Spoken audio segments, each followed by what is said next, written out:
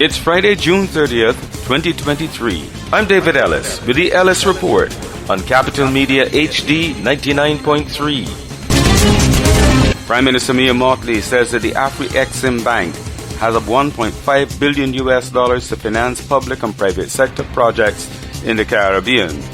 Reporting on her latest travels abroad, she also says there's going to be a pilot scheme to allow us to use the Pan-African Payments and Settlement System.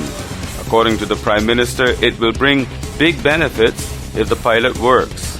What typically would happen is that you net off each other's trade and then you look to pay just the difference in the hard currency.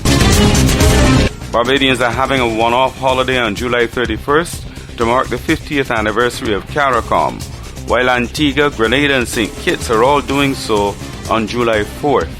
In addition, Grenada's government says it is considering removing the alien landholding license so that citizens of the OECS can buy land there, and Antigua's Labour Minister says they're going to Parliament to make it retroactive to January, that any CARICOM national or national of the Dominican Republic who was gainfully employed in Antigua back then will not be required to pay for a work permit. Boat owners at the Corinage left last night's town hall meeting on the Pierhead development still unsure of where they're going to move to now that the project is about to start. Attorney for 6 of the boat owners is Paula Gemot. The party boats, lots of boats, the sports fishing, what's the plan for them? I didn't hear an answer. I just heard that the port is responsible for it and that they have been meeting with them. But their problem, I think, remains that they're still not getting the answers. We don't know if we're going to be allowed to lease space in this new Corinage. And then some of them have been given notice. They don't know where they're going to go. Police in Trinidad are probing an incident at a Chinese restaurant where 3 men armed with hammers and a cutlass robbed the business and its patrons. That wildfire smoke from Canada has this morning produced some of the worst air quality in the world in New York, Detroit, and Washington, D.C.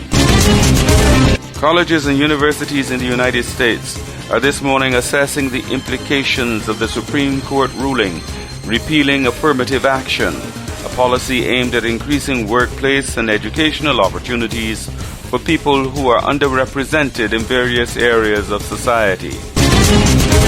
A California state task force is recommending that the state pays reparations to descendants of enslaved people.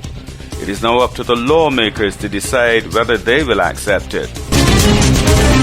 France had a third night of turmoil last night with more rioting. People there are protesting against racism after the killing of a teenager of North African descent by a policeman who has been charged. I think it's fair to say the French government is waking up this morning to news it did not want to receive, which is the unrest seems to be spreading. We're seeing not just in cities, as in previous nights, really across France, that there's been trouble, there's been looting, there's been clashes with police. Another tropical wave is approaching the island and the forecast is partly sunny with a few brief isolated showers. I'm David Ellis with the Ellis Report on Capital Media HD 99.3.